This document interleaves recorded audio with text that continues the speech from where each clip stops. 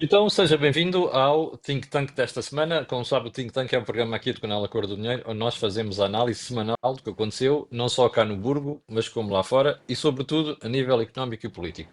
Ora, também como sabe, semanalmente eu tenho comigo o Jorge Marjão e o Carlos Albuquerque, estamos hoje a fazer os três e está à distância, e queremos pedir desculpa porque está sempre algum delay, e portanto isto acaba por prejudicar a forma como a conversa flui. No entanto, e antes de irmos ao programa de hoje, quero recordar que aquilo que são as parcerias do canal Acordo do Dinheiro, a saber a Prozis, cá em cima, depois a beltseguros.pt e ainda os fundos Blucral. Ora bem, vamos então fazer a análise desta semana. Carlos Albuquerque, o que querias começar por fazer o balanço do ano, não é? Fazemos esta semana o balanço internacional e na próxima semana o nacional, ou ao contrário? Não, foi isso que de algum modo falámos, foi em falarmos sobre esta semana sobre o balanço do ano e sobre, acho que faz sentido no final do ano. Este ano foi um ano muito rico, quer em termos nacionais, quer em termos internacionais. Eu costumo dizer que esta década vai ser uma década de grande turbulência, mas acima de tudo acho que este ano é um ano que vale a pena pensar naquilo que se passou. E portanto vamos falar esta semana, falaríamos um bocado em termos da política nacional e depois na próxima semana falaríamos na política internacional. Há muita coisa para falar, há muita interligação entre um aspecto e outro, mas eu tinha combinado com o Jorge que o Jorge iniciaria. Também se calhar o melhor é o Ah, Jorge comece e Jorge, depois a seguir, a seguir, Jorge, a vamos a seguir isso então. Sim, falamos. sim, quando foi feito este desafio de falarmos sobre o balanço, a pergunta é para onde é que nós íamos começar. E eu, o que é que fiz, e vou confidenciar isso com os espectadores. Fui ver todas as segundas-feiras uh, do Jornal Público, do ano de 2024, e para ver como é que a comunicação social estava a os acontecimentos e realmente o que é que se estava a passar. E à medida que fui lendo, fui ficando esclarecido, primeiro, por onde é que aquele jornal, que é o jornal que não é da minha área política, ou não é da nossa área política, que tipo de propostas e de ideias é que está a defender, e a forma como está a selecionar os acontecimentos, como está a relatar, mas também ver na substância que acontecimentos é que afetaram. E se calhar para não assar muito, eu começava por fazer aqui, eleger algumas ideias que foram passadas, e vou fazer até abril para não amassar muitos espectadores e depois o Carlos falar. No primeiro número, o que o jornal dizia era que era um ano político muito imprevisto, com 6 meses de campanha. E veio-se a revelar isso. Nós tivemos as europeias, tivemos a Madeira, tivemos o continente, e isso foi realmente um ano muito rico do ponto de vista eleitoral, e deu para perceber que o país não está adormecido, que muda de decisões de acordo com a cada momento, e isso é bom. Mas reparem que é 8 de janeiro, e para ver como isto muda a política em muito pouco tempo, Pedro Nuno piscava o olho ao centro, dizia o jornal, mas sem rupturas. E esperava-se que quem fosse o candidato do PS fosse Francisco Assis. Ora, nós onde é que já vamos? O Francisco Assis já se perdeu e portanto, o Pedro Nuno anda a piscar o olho ao centro, não sabemos bem como é que ele vai fazendo o pisca-pisca. Depois, uma jornalista que foi diretora dizia que chega, já não é só jantares e gritos. E portanto já tinha mudado. E nos Estados Unidos era o possível regresso de Trump à Casa Branca. Depois, a 22 de janeiro, o que é que se dizia? Convenção da AD. Isto aqui é importante, porque o Camilo fala sempre nisto. Foi em 22 de janeiro, Camilo, Convenção da AD, Plano de Emergência de Montenegro para a Saúde, que era, no fundo, o grande mantra, se quisermos, político do momento. E depois, a 29 de janeiro, e isto é uma tendência do público, é interessante ver, todos os dias faltam, em média, na educação, 11 mil professores. E agora vem a parte Uhum. interessante. Albuquerque vai participar na escolha do seu sucessor. Vejam o que é que se passou. Não participou na escolha do sucessor, sucedeu a ele próprio, e agora fomos surpreendidos hoje com a derrota. Portanto, para quem acha que a política é previsível, vocês vejam o que é que se Ó passou Jorge, em muito pouco ó tempo. Jorge, Diz, ó Jorge, Jorge, diz. isso Estou a ver, significa ele estou a não ver. só participou na escolha do sucessor, como ele decidiu que era ele o sucessor. É muito mais do que isso, não é? Não, isso sucedeu-se ele mesmo, exatamente, tens toda a razão. Depois dizia-se que a AD venceu nos Açores, mas ficou a 3 deputados da maioria absoluta. E os polícias pretendem, o governo dizia que em relação à polícia iria optar pelo confronto aberto. E foi isso que realmente aconteceu, isso foi uma boa. Agora, vejam em fevereiro, onde é que também já perdemos, Pedro Nuno Uhum. tem um plano de ação e 5 missões. E depois, mais tarde, esta é a parte que me interessa, eu acho que vale a pena, e o Carlos falamos um pouco sobre isto. Em março, o jornal faz um título interessante que é: nas 2 últimas décadas, o PS governou durante 15 anos e viu cair 3 dos 5 executivos. E isto é muito interessante ver, porque quando nós estamos a fazer Jorge, o think tank, recorda, diz, Jorge, recorda às pessoas o número. Nas últimas 2 décadas, o PS esteve no poder 15 anos. É bom que as pessoas não se esqueçam disto.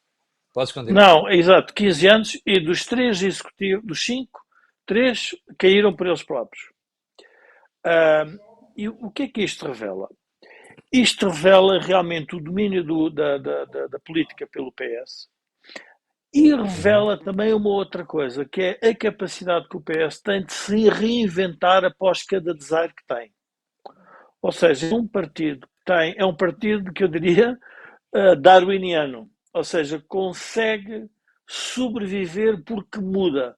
Muda os seus líderes, muda a maneira como aparece a comunicar, muda, se quisermos, de campo, ou tanto vai ao centro como pode ir um bocadinho mais à direita, mas também pode ir para a esquerda, para a extrema esquerda, e portanto é um partido que tenta ser catch-all, e por isso é que a provável ou a tentativa de imitação da AD do PS tem vai ter este problema, que é um partido que nós podemos fazer o que quisermos, mas na verdade o país não vai mudar muito.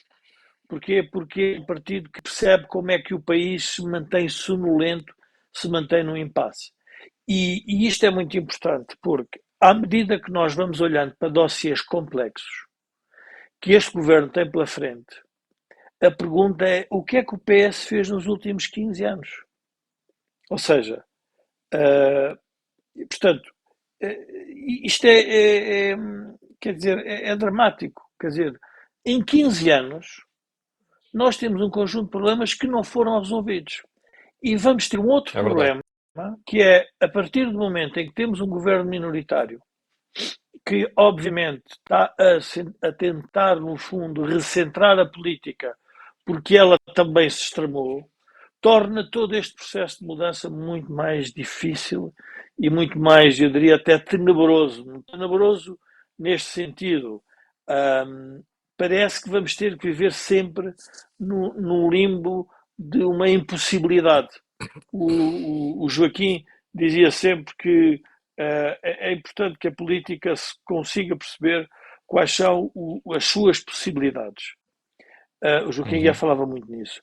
E as possibilidades de mudar um regime em que há um partido que domina. E Camilo, isto é importante porquê? Porque quando nós falamos, e depois mais à frente podemos falar sobre isso, quando nós falamos nos temas que a comunicação social tem, a forma como está a relatar a situação do poder, e relatou nestas últimas décadas, quando nós falamos nos temas da justiça, quando nós falamos nos temas da educação, quando nós falamos nos temas da saúde, obviamente a economia vamos pôr se quisermos, num outro patamar.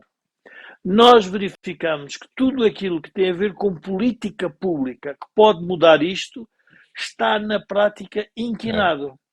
E, é portanto, verdade. estamos sempre a debater pequenas coisas para esconder a grande coisa, que é a É. incapacidade do sistema se autorregenerar. E, portanto, isto é interessante, eu gostava que...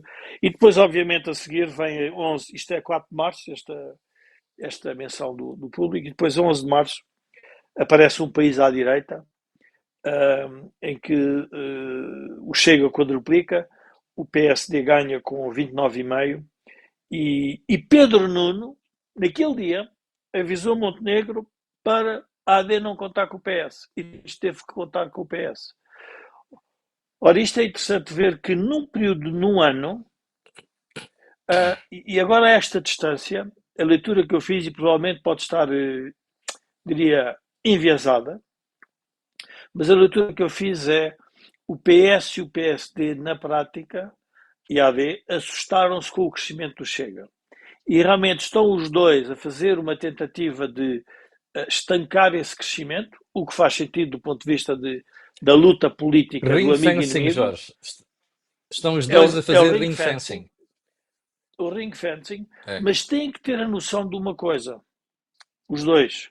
E por isso é que era importante que a reflexão fosse introduzida nesses partidos de forma mais estruturada.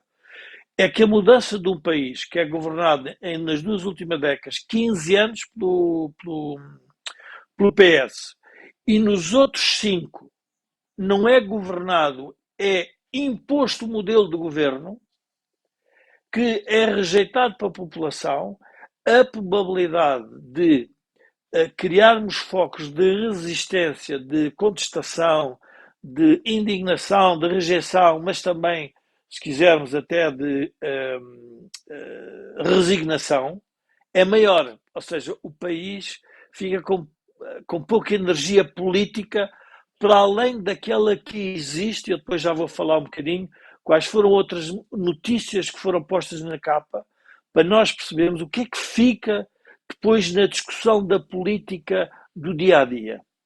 E depois falaremos sobre isso, para também dar aqui a oportunidade ao Carlos, porque o Carlos pediu para eu Sim, estimular o mas antes, raciocínio dele, e portanto, sim, mas antes, diz. antes de irmos ao Carlos, deixa-me só dizer que a mim parece muito interessante a forma como vocês dividiram isto, por uma razão. Porque normalmente quando se fazem balanços de final do ano, os jornais e as revistas e as televisões é no dia tal aconteceu tanto, depois vão percorrendo tudo. E eu acho que isso é muito importante. O mais importante aqui é pegarmos nestes factos e raciocinar à distância sobre o que é que se dizia que ia acontecer, que não aconteceu e, sobretudo, aquilo que fica por tratar. E aquela saradanha que tu fizeste agora está espetacular, precisamente por isso é que fica por tratar todos os problemas que o país tinha, não só ficaram por tratar, como eu estou convencido que alguns deles até vão um caminho do agravamento. Carlos. Não, eu acho aquilo que o Jorge disse, como tu disse, também acho que interessantíssimo. E só por curiosidade, eu hoje, no meu artigo, hoje no Jornal de Negócios, chamava-se, estou a olhar, o poderoso encanto do conformismo.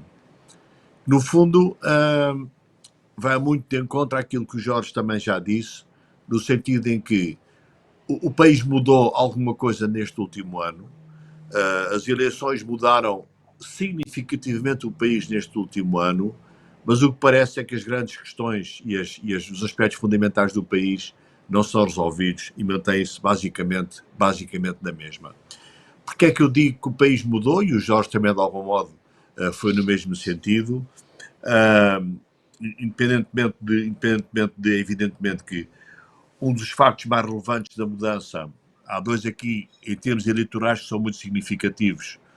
Um deles é a vitória da AD sobre o PS, e depois de 8 anos de conformismo, a AD consegue ganhar as eleições ainda com uma margem reduzida, mas ganhou. Mas o segundo facto que me parece muito relevante é efetivamente o crescimento do Chega. O Chega, que já tinha crescido significativamente de um deputado para 12 deputados nas eleições de 2022, agora nas de 24, duplicou, ou mais do que duplicou, o seu número de votos, mas passou de 12 para 50 deputados. E 50 deputados numa Assembleia da República como a nossa é muito significativo, e acima de tudo é muito significativo termos a noção de que a direita, e portanto se manda o Chega com a AD e com a Iniciativa Liberal, é hoje claramente maioritária no nosso Parlamento. Um dos grandes temas do ano é justamente o tema da relação do PSD com o Chega. O PSD foi para eleições com as linhas vermelhas, no fundo dizendo que não se aliava com o Chega, que não fazia acordos de governo com o Chega. há quem diga que isso foi uma imposição quase do PS e o PSD jogou um pouco o jogo do PS. Não sei se foi, se não foi, não sou capaz de dizer se foi, se não foi. Também ninguém pode dizer que uma maioria tão pequena, ou seja, com uma maioria na prática de 2 deputados, se com estas linhas vermelhas ou sem estas linhas vermelhas seria muito diferente. Ou seja, se o PSD tivesse dito que ia fazer um acordo de regime com o Chega, um acordo de governo com o Chega depois das eleições, se conseguiria ou não ter este resultado, não se sabe, ninguém sabe. A verdade é que foi assim e assim aconteceu. Eu pensei e entendi que as linhas vermelhas funcionavam fundamentalmente para acordos de governo ou acordos de incidência parlamentares mais estruturais.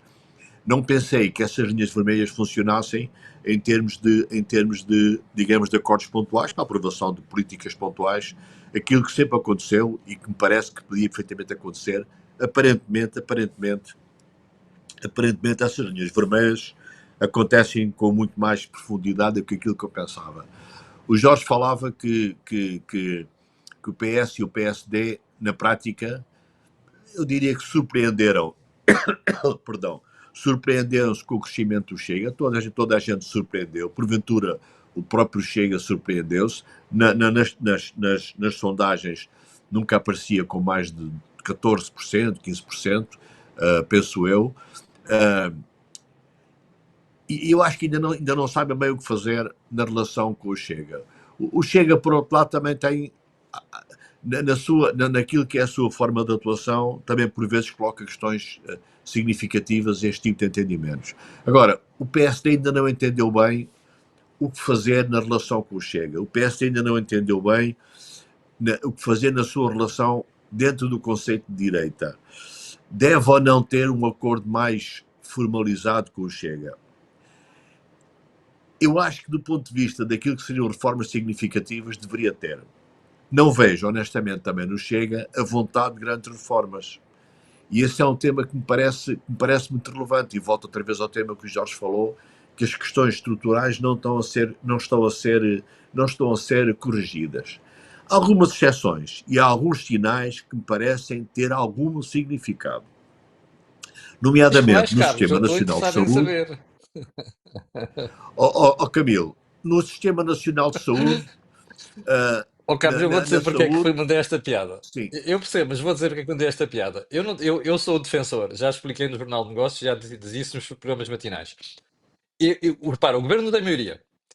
E tudo que aparece com a ideia de maioria, perdão, de ideia de reforma, é bloqueado pelo PS ou pelo Chega. Porque é a dinâmica da oposição neste momento. Agora, eu acho que o governo está a cometer um erro, e o Luís Montenegro, que é, apesar disso, não ir mostrando ao país que tem coisas para fazer, de reformas estruturais, mesmo que elas sejam chumbadas. Porquê? Porque vai mostrar ao país, olha, temos aqui uma agenda, não temos forma de implementar, mas temos uma agenda. E por isso é que eu acho curioso o que estás a dizer. Eu acho que tens razão no que tu vais dizer, já percebi, por causa do SNS, tens toda a razão. Agora, o problema é se depois vão deixar fazer isto. Mas pronto, desculpa lá, interrompi-te, não devia ter interrompido. Não, vamos, fizeste bem, mas há um sinal, há alguns sinais, nomeadamente no tema da saúde, que são sinais de maior abertura, ou se quiseres, abertura mais normal do Serviço Nacional de Saúde àquilo que podemos chamar, eu sempre entendi que devia se chamar Sistema Nacional de Saúde e não Serviço Nacional de Saúde, no sentido de abrir o Serviço Nacional de Saúde ou o Sistema Nacional de Saúde à colaboração normal, permanente e, digamos, estruturada com entidades privadas. Isso está a acontecer nas novas unidades de saúde tipo C, que são passíveis de ser geridas por privados. Está a acontecer nestes acordos que a ministra vai assinando, nomeadamente com possibilidade das entidades privadas e do sentido e das entidades de solidariedade poderem complementar aquilo que são a oferta ou as necessidades de oferta do Serviço Nacional de Saúde, e isso são pequenos sinais que eu me parece que devagarinho a coisa vai avançando e vai liberalizando e vai transformando mais o Serviço Nacional de Saúde puro e simplesmente público num Sistema Nacional de Saúde alargado, onde, e isto é muito importante, onde todo o sistema de saúde está ao serviço das populações, quer tenham dinheiro, quer não tenham, quer tenham seguros de saúde, quer não tenham. Só por curiosidade, neste momento cerca de metade dos portugueses têm sistemas de saúde alternativos. Seguros de saúde, 4 milhões e tal, e mais quase 1 milhão, 800 ou 900 mil têm a ADSE. Portanto, há aqui alguns sinais por parte do próprio governo de uma maior abertura. Agora, alterações estruturais fortes, alterações estruturais no sentido de maior liberalização, de desburocratização pura, não se vê. Também tens razão. O PS não vai deixar. O PS não vai deixar que haja qualquer tipo de alterações estruturais. O PS não deixa, por isso simplesmente. O PS é um partido que, do sistema, o PS é um partido que quer tudo que fique na mesma. O PS quer, acima de tudo, que tudo volte ao que era para voltar a ser governo o mais cedo possível. O PS quer, acima de tudo, esconder e ultrapassar aquilo que foram os temas do passado. Mas eu acho que o governo o Chega tem muitas vezes uma atitude que é uma atitude também de destrutiva neste sentido, ou seja, uma atitude em que, também de acordo com o PS, acabam por limitar algumas reformas que o governo possa fazer. Se calhar o governo devia, de uma forma mais frontal e aberta, deveria dizer e deveria mostrar-se com os outros partidos. Mas o governo também, por outro lado, e aí o Jorge tem toda a razão, o governo sempre diz, o partido principal com quem nós discutimos é o PS. Portanto, isto é aqui uma certa, eu digo, vou chamar a coordenação, cada um que entenda como quiser, central, efetivamente, que procura isolar o Chega como um partido que pode ser negativo do ponto de vista do desenvolvimento do país. E isso é um erro, porque o que deviam fazer era, pelo menos pontualmente, pelo menos a certos setores, tentar negociar com o Chega, tentar chegar a um acordo, porque a direita com o Chega tem claramente maioria no Parlamento. O André Ventura tem um comportamento, às vezes, ou tem um comportamento frequentemente pouco coerente. Caso a discussão do orçamento é uma discussão muito interessante, porque é uma discussão onde todas as incoerências aconteceram, por todos os partidos. Diziam que sim, diziam que não, diziam assim, está tudo bem, está tudo mal. Inclusivamente, o próprio governo fez um orçamento e um plano e uma previsão de médio prazo que está completamente diferente daquilo que eram as suas previsões eleitorais. Isto é um aspecto que é relevante. O governo fez um conjunto de previsões de crescimento do país nos próximos anos, 3, 3,5%, 4%, e nos planos que apresentou agora, nada disso acontece. Nada disso acontece. Eu acho que isto é, de algum modo, enganar as pessoas. Eu peço imensa desculpa, mas é enganar as pessoas. Dizer nas eleições que vamos crescer 3, 4%, e depois, em termos reais, na prática, vai-se dizer que se cresce 1,8%, 1,9%, 2%. É o mesmo que o PS tinha. É o mesmo que o PS tinha. Se o governo entrou, o novo governo entrou, um governo dominado pela direita, e agora vai deixa-me acrescentar fazer uma coisa. o mesmo que o PS Deixa-me acrescentar uma coisa. Não sei para que é que se mudou, não é? Sim, mas deixa-me acrescentar uma coisa. Eu acho que tens toda a razão. Espera aí, eu acho que tens toda a razão. E acho que é daquelas coisas mais negativas que os governos fazem. Quando se aproximam eleições, fazem previsões demasiado cor-de-roça. Seja o PST, seja o PS. Eu acho que é das coisas mais negativas. Só que as pessoas também precisam de perceber uma coisa. E o que nós temos neste momento é o caldinho para toda a gente se responsabilizar.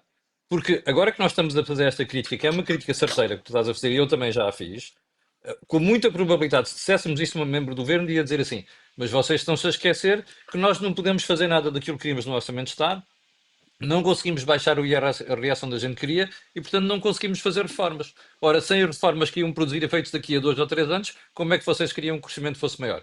Ou seja, isto em que o país está remetido. E esta é que é a parte preocupante. Desculpa.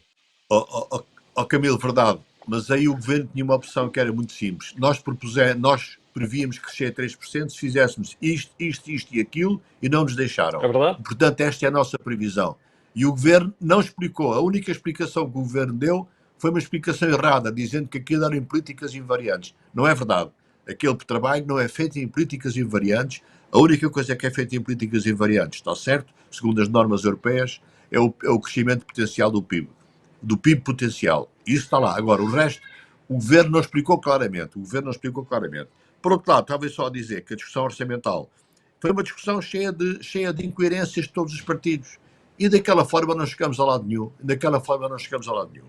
E, portanto, o que é que temos? Temos um país que está a ser governado, eu digo isto desde o início, com uma estrutura parlamentar que é ingovernável para se fazerem reformas profundas.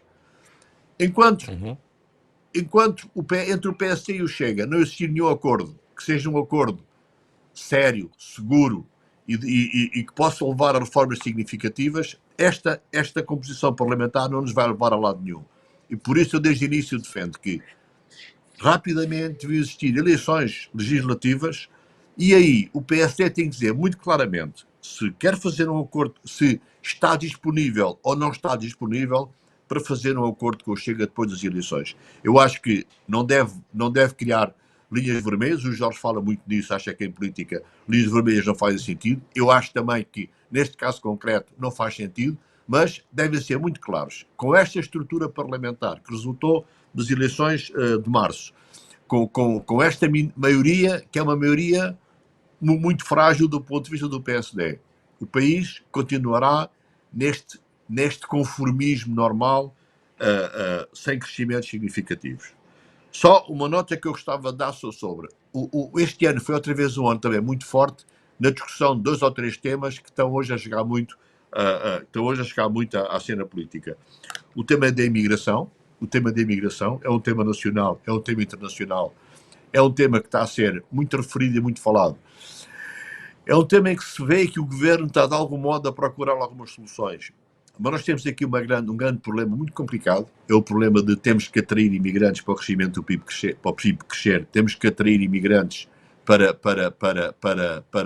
o desenvolvimento e para a execução de obras que são fundamentais, segundo o governo, para o país, mas vão ser sempre imigrantes de salários muito baixos. E, portanto, este é um tema fundamental, é como é que vai ser resolvido o tema da imigração.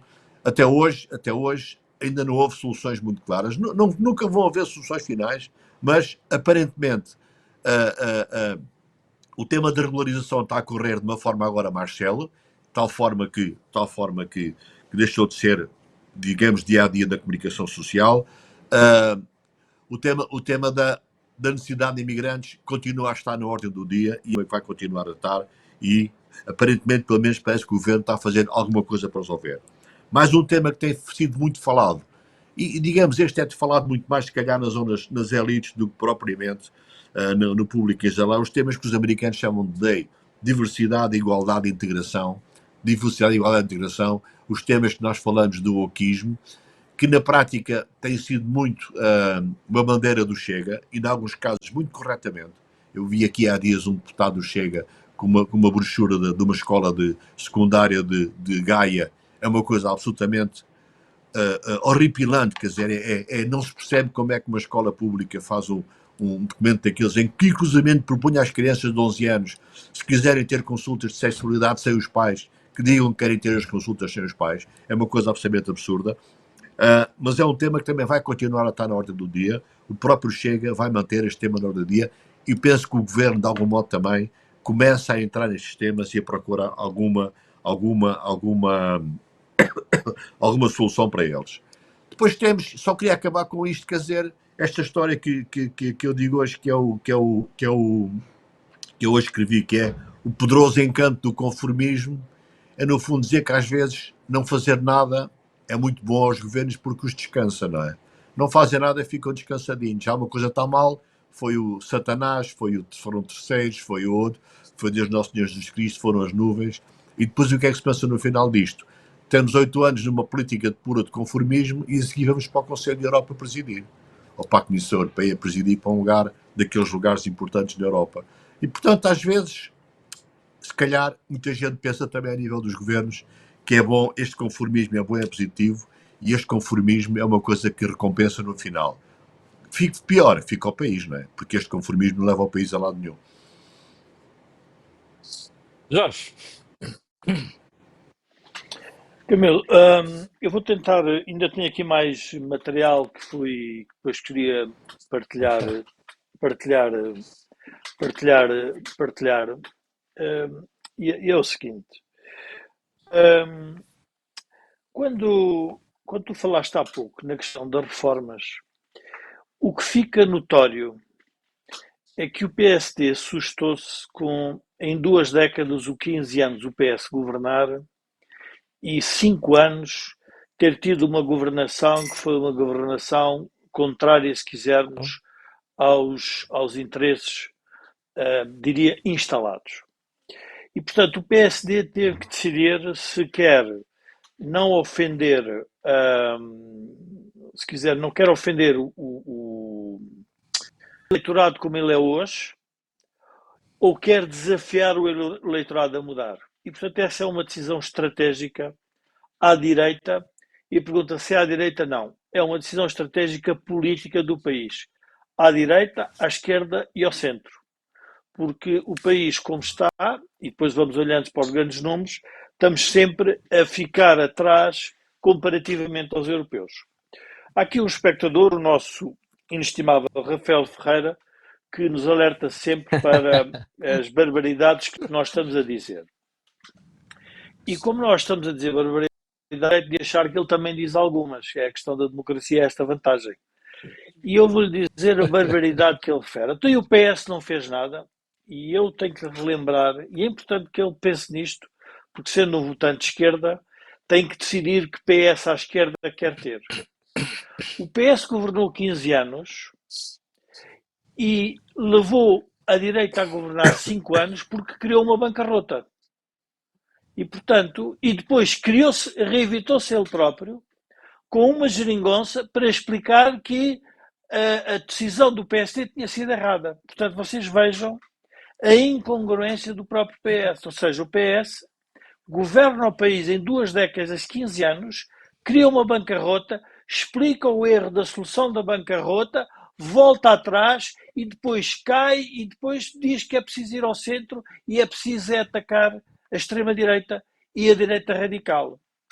Ora, o que é que isto leva? Leva que o sistema político está-se a concentrar numa espécie de um bloco central não explícito, mas num bloco central implícito, o que é sempre perigoso do ponto de vista de criação de novas insatisfações, novas fontes de revolta. Porque vocês repararem bem, as revoltas que têm aparecido não são da população em geral. As revoltas são de grupos de interesse que tiveram sempre assento junto desta política central do Estado, que tem obviamente ligado aqui ao sistema da educação, ao sistema da justiça e ao sistema da saúde. E, portanto, o país tem esta incompreensão política. Ou seja, nós não conseguimos sair disto e depois, óbvio que têm que crescer os grupos, se quisermos, à margem disto. E por isso podem se chamar marginais. E depois a forma de protesto leva a que as pessoas confundam a substância com a forma de protesto, ou vice-versa. Mas é um pouco irrelevante. O que as pessoas notam é que o país precisa de mudar. E por isso é que o resultado assustou todos. E, como diz o Carlos e Corrosel, até o próprio Chega foi surpreendido por o próprio resultado. Nem sabia que havia tantas pessoas insatisfeitas com o regime. E por isso é que o grande desafio do regime é este. O grande desafio do regime é este. E, portanto, este vai ser um tema. Mas eu gostava de ir buscar uma outra dimensão da leitura das notícias para nós percebermos o país da comunicação social e qual é uma parte do problema. Em 19/3, depois do Chega ter quadruplicado os votos, o Público faz um título que é Estudo Inédito expõe viés racial de mortes às mãos da polícia. Ciganos têm 43 vezes mais probabilidade de sofrer mortes, negros 21 vezes mais. E depois, mais à frente, o que é que diz? Diz coisas como o tipo de suspeitas de ataque a imigrantes ligados a grupos de extrema-direita. Ou seja, há um jornal, e portanto isto é uma referência que é importante perceber, que só fala em negros e em ciganos quando é para a extrema-direita. Quando há um acidente, quando há um tema qualquer com negros e ciganos, não fala na etnia. Ora, é esta duplicidade, esta ambivalência da comunicação social, não é só relativa a este tema, é relativa a vários temas que, no fundo, as pessoas percebem que há e dá para perceber que há um status, que deveria haver um status quo que era desafiado permanentemente para as fontes de antipoder, que em geral é a comunicação social. E isso não acontece. E depois, obviamente, isto depois há aqui enfim, há várias. E depois diz outra. Integração. Menos de 10% das câmaras não têm planos para integrar imigrantes. E a 4 de novembro, uma jornalista escreve a vitória do Chega na campanha autárquica do PS. Ou seja, dizendo que está tudo a ficar rendido ao Chega. A pergunta não é ficar rendido ao Chega. A pergunta é porque é que este tema não está a ser conseguido, não se consegue resolver esse problema, este tema dentro daquele grupo, se quisermos, da política que fez parte da governação do país nos últimos, agora, 20 anos. E, portanto, à medida que nós vamos lendo isto, o que é que o país, olhamos, enfim, para a semana ou quando for, teremos a olhar para o mundo. Mas temos que perceber que todos aqueles que desafiaram o status quo, todos, sem exceção, quase sem exceção, estão a crescer em quase todos os países. Veja-se na Argentina, veja-se nos Estados Unidos, veja-se em França, veja-se em Itália, mesmo na própria Espanha, nas europeias, o PP já ganhou e, obviamente, começa a sentir-se uma espécie de um cansaço institucional em relação ao marasmo, se quisermos, político, que é vamos resolvendo, não resolvendo, e por isso é que a pergunta do Rafael Ferreira é: mas então o governo não fez nada do PS? Fazem aquilo que é administram o país, administram os interesses do país, administram-se eles próprios, mas não mudam o país. E isso é que é a diferença. Não é óbvio que se perguntarem, mas o Luís Montenegro não está a fazer alguma coisa? Claro que está a fazer e muito. Agora, a dificuldade que ele tem em mudar o país é resultante do país que tem pela frente real, mas também do país político. Mesmo que ele queira, ele tem dificuldade. E por isso, o nó górdio da política portuguesa, que é fazer-se a seguinte pergunta: mas então, como é que se sai disto? E sai-se disto com... e gostaria de relembrar o Rafael Ferreira de um outro aspecto. Talvez ele se esqueça. Um eventual candidato às presidenciais, atualmente, pode ser António José Seguro, que foi defenestrado por aquele PS que percebeu que a aproximação do PS ao PSD era a reforma do país. Era a reforma do país e poderia ser a reforma do próprio PS e a reforma do PSD. Foi esse PS que recusou a reforma do país. E foi esse PS que o pôs na rua. E foi esse PS que criou a geringonça. Foi esse PS que trouxe a reversibilidade.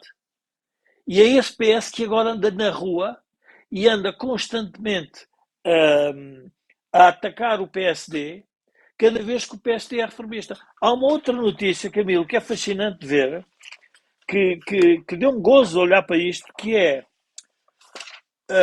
que dizia assim o público, deixa-me cá ver onde é que estava, que era: a redução do IRS é aumentar a progressividade do imposto.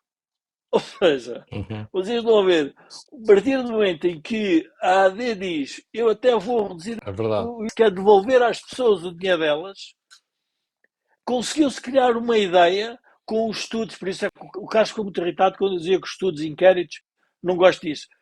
Há sempre estudos para explicar tudo. Há um estudo que explica que reduzir o IRS é, na prática, aumentar a possibilidade do imposto.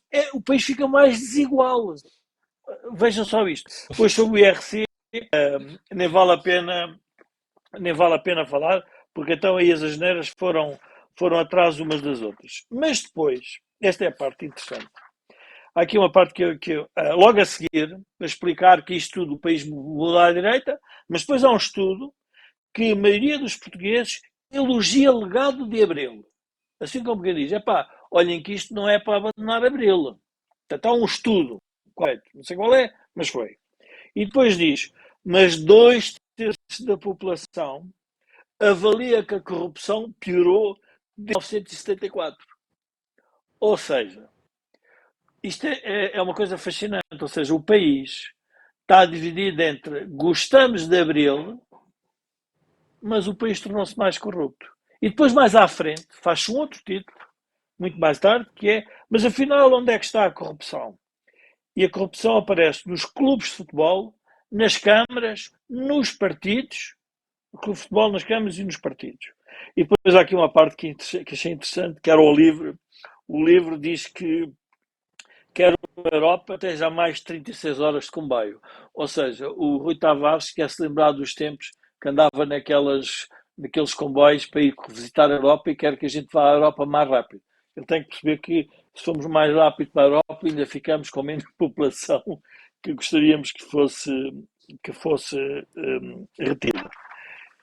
E, portanto, e depois há uma outra que também é, portanto, o novo quarto arrisca-se a criar desigualdade.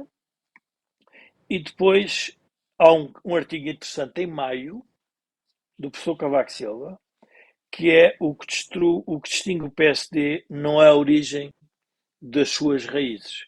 E, portanto, é a origem reformista, se nós recordarmos. E aí é a voz direta, não é o jornal que faz isso, mas é o próprio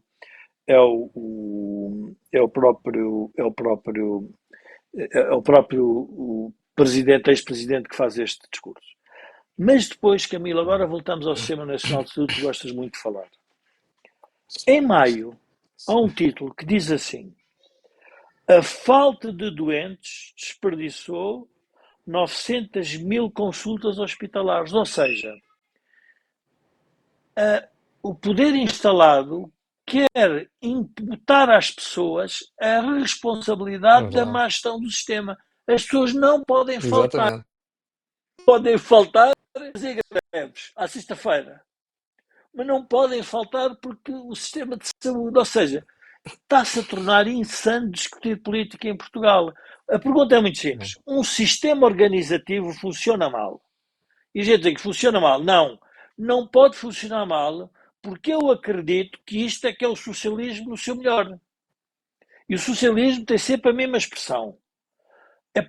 É sempre mal aplicado. Na prática nunca é bom, mas na teoria está certo. E, portanto, vocês vejam que é responsabilizar os doentes porque o sistema não funciona. No fundo, vocês recordarem o que se passou no Covid. No Covid, a impossibilidade de se gerir uma complicação daquelas foi responsabilizar as pessoas e policiá-las e levar àquilo que nós assistimos, a um estado policial com um estado de emergência. E, portanto, é nesta luta, ou seja, é nesta criação de uma onda política de assustar as pessoas para depois lhe impor decisões que têm que ser aceitas porque não há possibilidade de haver vitória. E, portanto, isto tudo são... e depois há uma outra dimensão que eu gostava também de referir. Se nós repararmos, depois aparece muito nestes no jornal, apareceram muitas coisas sobre o papel de Portugal e dos seus representantes no mundo. Jorge Sampaio, António Guterres, António Vitorino e António Costa. E vocês reparem numa coisa que começa a ser interessante. A produção de políticos portugueses para cargos internacionais passou a ser um mantra do próprio PS. E, portanto, é uma espécie de quase que de subproduto da política nacional. E numa ideia que Portugal tem alguma coisa a explicar ao mundo e que é vendida assim. Afinal, nós até somos bons, mas livramos deles. Nós livramos de António Guterres, o António Guterres livrou-se do país. Também aconteceu com o Durão Barroso, também teve esse tema, é verdade. Mas é um caso. De resto, e portanto esta produção para casos europeus passou a ser outro tema da política em Portugal. Portanto, nós temos aqui, foi muito interessante fazer este tipo de olhar para isto desta forma. Uma outra dimensão, já agora desculpa ser caótico, mas eu estou a seguir aqui a cronologia. Uhum. Há um texto em junho que diz que a escravização financeira foi a que financiou a empresa das descobertas. Agora, vocês vejam isto. O país tem tanto para descobrir e vem descobrir agora, depois do que nós estamos a assistir, nesses países que obviamente colonizamos e que saímos tarde dessa descolonização, da colonização, isso é verdade, obviamente historicamente, quando olhamos para os grandes movimentos históricos que alteram a paisagem política, é verdade isso, mas vamos descobrir que foram os escravos que financiaram as descobertas. Isto para quê? Para manter uma agenda. E porquê é que esta agenda aparece aqui? Camilo, porque nessa altura, e é interessante fazer estas ligações, começam a aparecer notícias, apareceram as notícias da desistência do Sr. Biden e apareceu a Kamala Harris com todo o tema, o wokeismo, da escravatura, da identidade e do género. Portanto, uma espécie de uma confluência política organizada que é estrutural a nível mundial e que obviamente afeta Portugal e que também vem para Portugal. Por isso é que é importante nós cada vez mais discutirmos a política internacional, porque apesar de continuamos a ser provincianos, que achamos que temos sempre lições a dar ao mundo, na verdade nós recebemos as lições do mundo sempre muito mais tarde. Como dizia um amigo meu historiador, chegámos tarde ao feudalismo, chegámos tarde à democracia, chegámos tarde à industrialização, chegámos tarde à Europa e estamos a chegar tarde a muito mais estamos a chegar tarde. Há uma área que nós não ligamos tanto, porque há o tal domínio dos partidos do Estado, neste caso a visão mais negativa do PSD e a visão central do PS, porque o PS sempre foi estatista, o PSD nunca o foi, não nasceu nessa forma, e portanto pode ter convivido e tem que conviver com isso, mas não nasceu dessa forma. Não chegou a Portugal a ideia liberal. A ideia liberal não da democracia liberal, mas a ideia liberal de dar às pessoas a capacidade delas empreenderem, fazerem aquilo que querem com o seu trabalho. Não continuamos a não ser um país liberal. Vamos chegar tarde. A Argentina, porque é que o tema da Argentina é um tema relevante para nós? Porque o tema da Argentina, em que os Estados, obviamente, têm o poder e têm que continuar a ter os Estados, os governos têm que continuar a usar o Estado, porque para isso é que nasceu o Estado, para resolver os problemas da comunidade, mas tem que ter uma visão mais liberal da sociedade. É um indivíduo que vai para o Estado, para o governo, que diz, há coisas que eu não tenho nada a meter. E, portanto, liberaliza. O Estado não tem que se meter nisto. Nós estamos a chegar tarde e, portanto, a necessidade de falhanço da Argentina. Porque se a Argentina falhar, a pergunta, então, o que é que fica? Não é a Argentina não é falhar. O movimento liberal não falhou no mundo. Ele hoje continua a ter um peso significativo. Agora, a dimensão dos Estados é que atingiu tais proporções que só uma contracorrente liberal é que pode levar a diminuir. Há dias apareceu-me numa rede social uma figura, uma metáfora do João Miguel Tavares que dizia, chamou-lhe a metáfora do banho, que era que no fundo há aqui um tema da temperatura da água. À esquerda a temperatura quente e à direita a temperatura fria. De vez em quando é preciso ir misturando as torneiras para que a gente consiga sobreviver e não seja muito violento. Mas, ou seja, para o cidadão tem que haver uma torneira maior de água fria. E é esse movimento a aparecer. E o PSD é óbvio que vai ser o partido que vai representar uma parte do movimento. E por isso é que a linha vermelha para o Chega apenas o vai atrasar nesse movimento. É a minha sincera opinião. Não é que eu esteja a dizer que tenho que fazer, porque eu, nessa matéria, sou muito mais realista. Se Luís Montenegro já decidiu que é a linha vermelha, está feito e, portanto, vamos vamos apreciar a política do governo com base naquilo que ele decidiu fazer. E, portanto, não estar constantemente a trazer o assunto para cima da mesa.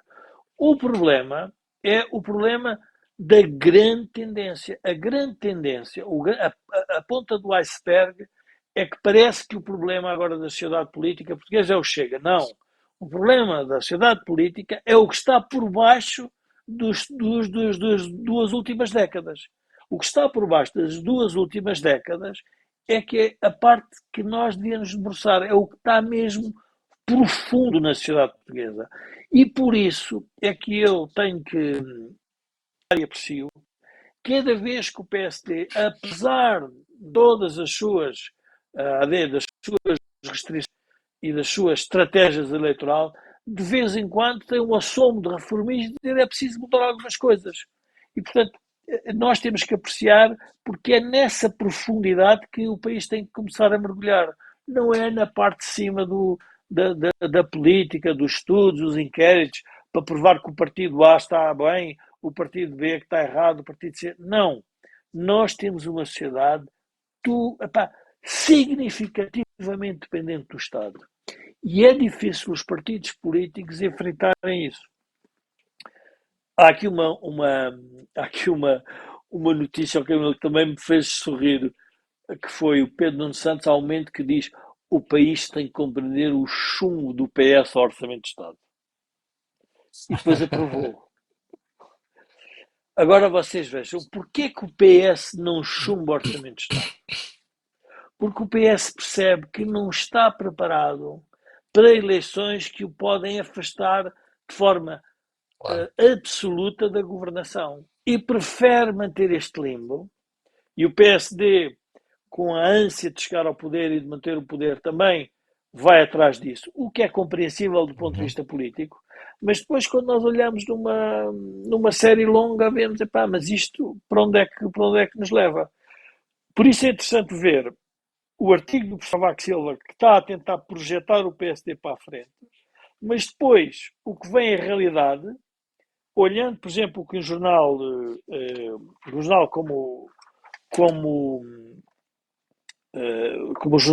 como o Público fez, percebe-se que é muito difícil. Uma última notícia, já agora para terminar e também para dar tempo aqui ao Carlos.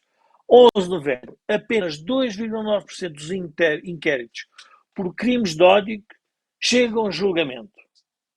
E depois o PS e o PSD, há ali um momento que diz que chumbam o regulamento para controlar a comunicação no Parlamento. E aí, obviamente, é de saudar, porque a comunicação do Parlamento tem que ser sem, diria, freio nenhum, não é? Mas reparem, há uma espécie de uma... e isto é que é a parte que eu julgo que o Chega pode vir a aproveitar isso cada vez mais, que é, se toda a gente apontar baterias para o marginal do sistema, que é o Chega, e se o sistema continuar a não resolver os problemas, então o que estão a fazer é, obviamente, dar voz a quem está a anunciar o problema. Não é quem tem a solução, é quem anuncia o problema. Porque quem tem a capacidade de ter a solução, se não resolver, então fica com ou tem que criar novos problemas para se manter no poder. Portanto, e depois há outra coisa. Já agora, para nós vermos a onda estatística que os portugueses são responsáveis pelo Estado funcionar mal. Conclusão que eu tirei depois de ler as notícias todas: beneficiários do apoio à renda levam 12 milhões ao Estado por falhas do fisco. Ou seja, não sei se estão a perceber. Isto é incrível. Ou seja, os doentes é que criam o problema do Sistema Nacional de Saúde. E os beneficiários daquilo que é o Estado Social não funciona porque o Estado Fisco funciona mal. É esta circularidade do Estado que torna isto completamente insano. Eu, se me perguntassem como gestor o que é que poderia fazer numa sociedade... mas imaginar que o país é uma empresa é uma falácia. O país não é uma empresa. Mas é assim, um país não é uma empresa em que os acionistas todos votam para distribuir o património que há hoje e do futuro, iludem-se nas Assembleias Gerais com os problemas, eu dizia, pá, eu ou resigno-me ou vou-me embora. Porque, ou então, faço uma empresa à parte diferente. E isto é o que está a aparecer no sistema. Por mais voltas que nós possamos dar de análises mais sofisticadas, mais profundas, mais. Na prática, nós temos um sistema político, um regime político que faliu nos seus alicerces e não consegue sair disto. E, portanto, vai continuar a haver sempre oportunidade para haver think tank, porque, na Claro. prática, isto Oh, continua a ser um problema para resolver, não é? sim. Carlos, é a tua vez. Camilo, há aqui muitos temas Desculpa. que são muito significativos, mas eu vou começar com o tema das reformas estruturais. Na realidade, nós dizemos que não há reformas estruturais, que não se fazem reformas estruturais, mas ninguém apresenta reformas estruturais, vamos ser claros. Os Então, mas era partidos isso que eu não devia. apresentam propostas de reformas estruturais. Pois é. E se apresentarem, o PS se apresentar reformas estruturais é com o atual PS, que é um PS bastante esquerdista, muito mais do que no passado. As reformas estruturais são mais Estado. Mais Estado, mais Estado.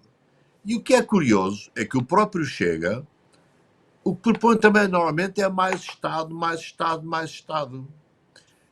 E, portanto, o PSD está ali numa zona do limbo, o Jorge falou nisso, que acho que com toda a razão. O PSD nunca se sabe bem, mas o PSD também nunca é francamente a favor de uma maior liberalização. Acho que o último liberal do PSD foi o Passos Coelho, que efetivamente, coitado, fez aquilo que pôde fazer com os constrangimentos que tinha. Mas o PSD também não tem grandes pulsões de liberalização. E os outros partidos são partidos que querem mais Estado. O próprio Chega é um partido de mais Estado. Eu não vejo ninguém no Parlamento, ninguém é mentira, que proponha menos Estado. Por exemplo, o Milei. O Milei reduziu o número de ministérios a 6.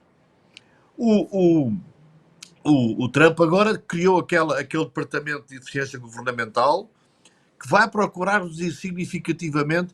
Não sei se as pessoas têm ideia, mas na América há 22 milhões de funcionários, 22 milhões de funcionários públicos. Não são tão poucos quanto se pensa. E, portanto, o Trump criou aquele departamento de organismo de eficiência governamental. Nós podíamos copiar isso, mas eu não vejo ninguém, nenhum partido em Portugal, com exceção da Iniciativa Liberal, que disse vamos reduzir 50 mil funcionários públicos em não sei quantos anos. Mas não foi tema. Não foi tema. Ninguém Carlos, e apoiou. entretanto já deixou cair isso porque sabe perfeitamente o custo eleitoral que isso vai ter. Camilo, esse era um tema onde eu ia chegar a seguir. Efetivamente, quer Pois. dizer, nós dizemos não há reformas estruturais e dizemos, porventura, o PSD e o Chega podiam propor, mas as reformas estruturais que podem propor, na prática não saem muito daquilo que é mais Estado, mais umas normas, etc. E, portanto, este é um tema que as reformas estruturais, na minha opinião, seriam sempre formas de liberalização, de redução das burocracias, de muito maior liberdade de opinião, de escolha, liberdade de processo, liberdade de funcionamento, coisas que nós não conseguimos fazer. Eu aqui há dias, penso que já falei aqui, quer dizer,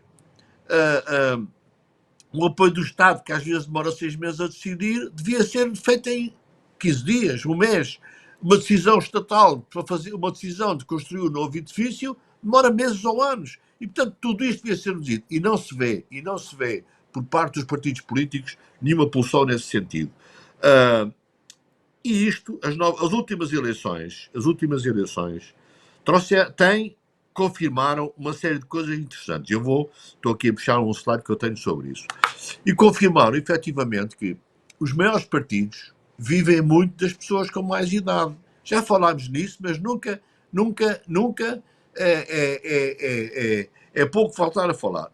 No PS, 56% dos seus eleitores têm mais de 54 anos. No PS, menos de 34 anos têm apenas 11% dos seus eleitores.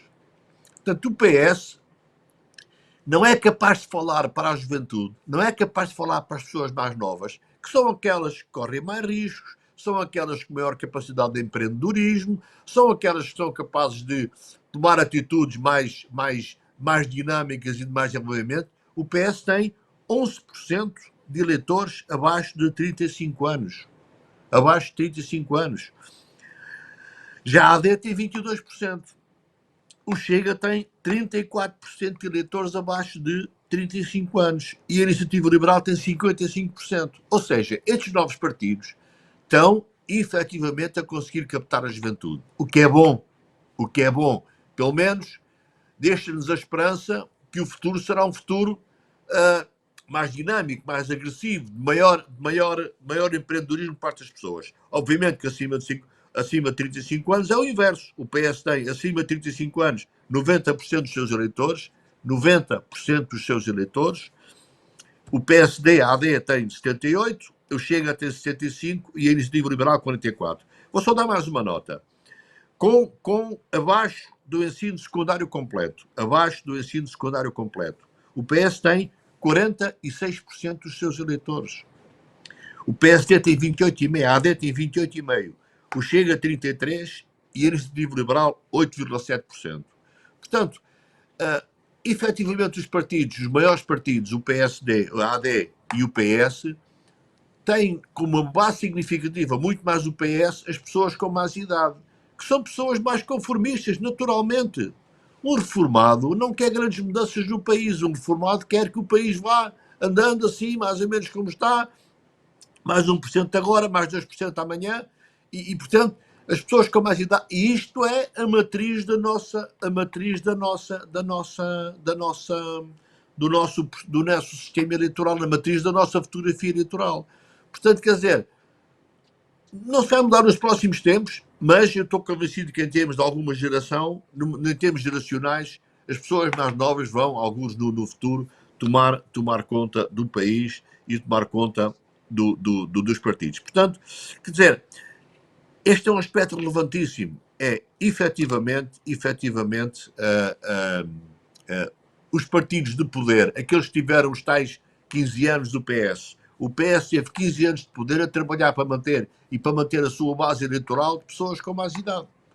E é o que o PS continua a fazer. E é o que o PS vai continuar a fazer, porque eles não têm a mínima capacidade de se estruturar. Eu só gostava de dar 3 ou 4 notas sobre algumas coisas que, apesar de tudo, foram feitas. Por exemplo, tomou-se a decisão este ano do novo aeroporto de Lisboa. Finalmente, ó Camilo, quando tu dizes, é sexta-feira, eu hoje digo, há aeroporto. Parece que há aeroporto. E, portanto, vamos ter, hoje não é sexta-feira, mas estou só a imitar o teu gesto, sexta-feira de manhã. Parece que finalmente temos aeroporto. Parece que hoje de manhã, ao longo da tarde, a Ana apresentou a sua proposta nos termos, digamos, contratuais que ia apresentar. Vamos ver se é aeroporto ou não, mas pelo menos os caminhos são ordenados. Uma decisão que andou para aqui, e alguns de nós lembramos do Marcelo Caetano fazer um discurso da televisão dizendo que ia haver um novo aeroporto de Lisboa.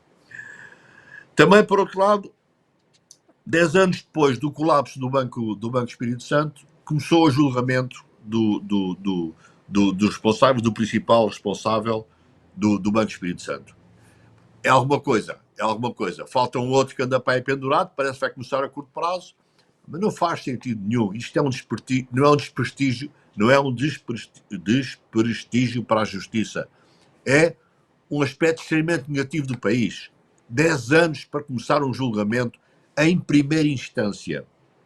O que isto quer dizer que este julgamento demorará 2 anos em primeira instância, 2 anos em segunda instância, 3 anos em Supremo, 2 anos no Tribunal Europeu dos Direitos Humanos e não sei o quê. Ou seja, não vai haver trânsito em julgado de uma deliberação do caso Espírito Santo, nem daqui a 8 ou 10 anos. São 20 anos para se ter uma deliberação final, é uma coisa absolutamente anormal. Outro caso é o caso Sócrates,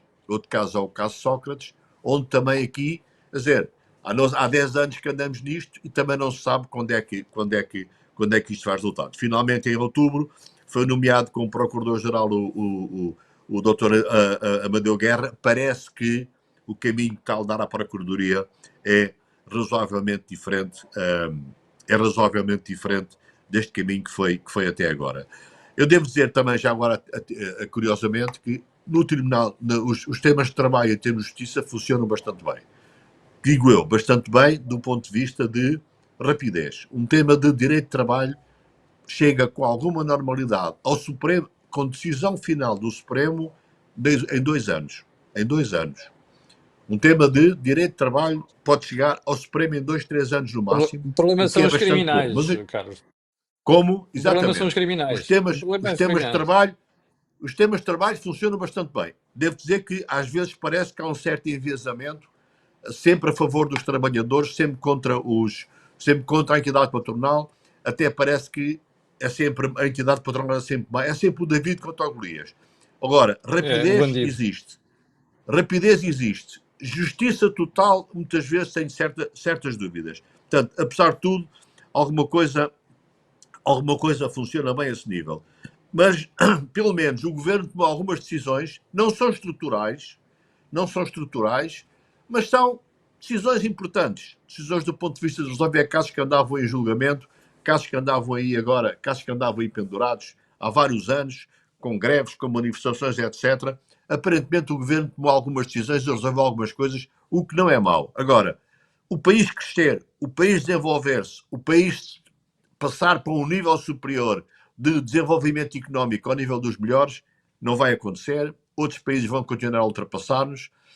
É a juventude que vai fazer mudar o sistema eleitoral português. Por isso eu acho que o PS vai no futuro vai cair, continuar a cair, porque não tem base eleitoral. Não tem base eleitoral. Este é um aspecto fundamental. E há de que se cuide, porque se não procura base eleitoral que dê às pessoas mais novas a visão de futuro que o país precisa, há de que se cuide que vai ter também problemas a esse nível. Mas o PS, eu não tenho dúvidas, o PS está a perder a sua base eleitoral. E, portanto, eu gostaria muito que proximamente existissem novas eleições e que em novas eleições as coisas ficassem muito mais claras do que estão hoje. Muito bem, chegamos ao final do Think Tank de hoje. Antes de irmos embora, quero lembrar as parcerias do canal Acordo do Dinheiro, a saber, a Prozis cá em cima, a beltseguros.pt e ainda os fundos Blucral. Também recordar que o programa é possível graças à ajuda da produção do Grupo Sendis Alidata. Fique bem, nós voltamos na próxima terça-feira e, entretanto, quero lembrar que amanhã, às 8 da manhã, cá estarei eu para lhe atazanar o juízo. Muito obrigado a si e muito obrigado ao Jorge e ao Carlos Albuquerque também. Com licença.